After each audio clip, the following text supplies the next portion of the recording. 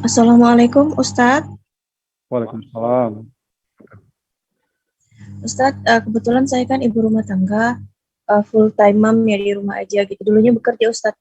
Jadi saya akhir-akhir ini sering ngerasa burn out gitu Ustadz. Ini merupakan suatu musibah lah bagi saya. Saya anggap ini kayak musibah, kayak cobaan gitu ya. Kayak bosan gitu di rumah. Yang dulunya kerja ngobrol sama teman gitu. Jadi mohon tipsnya Ustadz bagi kami ini seorang ibu rumah tangga, apa gitu supaya tetap kuat, tegar gitu. Itu aja Ustadz. Assalamualaikum warahmatullahi wabarakatuh. Rumah yang sangat membosankan bagi kita itu adalah rumah yang diimpi-impikan ratusan ribu saudara kita yang tinggal di bawah kolong jembatan di Jakarta. Saya kemarin di airport, tiba-tiba muncul di beranda YouTube, manusia ada kampung ternyata di bawah kolong. Jadi ini seperti flyover. Di bawah kolong ini ternyata ada kampung. Ada sekolahnya, ada rumahnya, ada kamarnya, ada masyarakatnya di dalam. Jadi yang bosan di rumah, kumpulkan semua jamaah yang bosan di rumah, silakan datang ke Jakarta untuk mengunjungi kampung ini. Saya seumur-umur belum pernah melihat itu di Jakarta. Saya baru ketemu di YouTube. Rumah yang sangat membosankan bagi kita, itu adalah rumah yang sangat dirindukan oleh saudara-saudara kita. Suami yang membosankan bagi ibu, bosan kali aku udah nengok muka lakiku ini Pak Ustadz. Itu adalah yang dirindukan oleh para jomblo yang belum ketemu jodoh sampai sekarang. Anak yang paling membosankan bagi ibu, bapak yang bosan dengan anak ini nangis terus. Bahkan ada seorang bapak membunuh anaknya karena nangis terus. Ibu memukul anaknya pakai gayung, mati gara-gara nangis terus. Membosankan anak ini. Itulah anak yang dirindukan orang sampai pergi ke Singapura bayar 300 juta untuk bayi tabung. Jadi hidup orang yang membosankan, cobalah kata Nabi jurusnya unzur ila man huwa asfala minka, lihat orang di bawah. Itu akan membuat kita bersyukur, berterima kasih kepada Allah. Makanya saya, untuk menjaga rasa saya ceramah dengan gubernur, saya ceramah di masjid yang besar, tapi juga saya ceramah di hutan. Saya berangkat dari Pekanbaru, makan siang, sampai dalam hutan jam 2 malam baru makan. Berlumpur, berhujan, seminggu sakit. Kena pacat, kena lintah.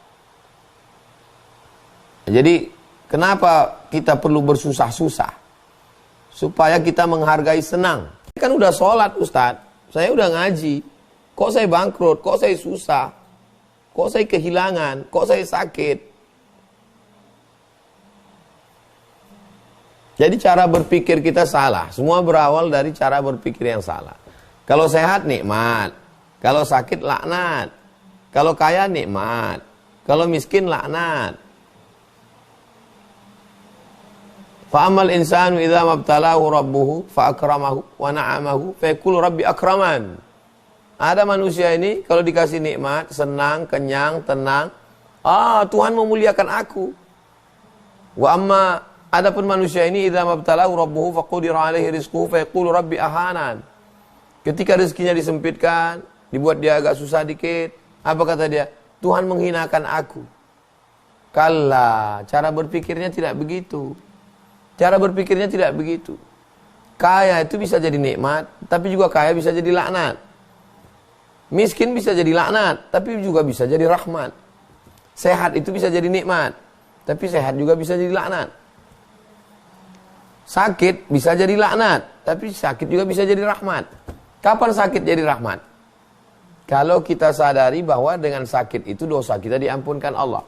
Ma yusibul mu'min min nasabin wala saqamin wala syaukin yastakuha. Susah hati, gundah gulana, duri yang menusuk tapak kaki, illa kafarallahu anhu biha sayyi'atu. Allah mensucikanmu dari segala dosa-dosamu.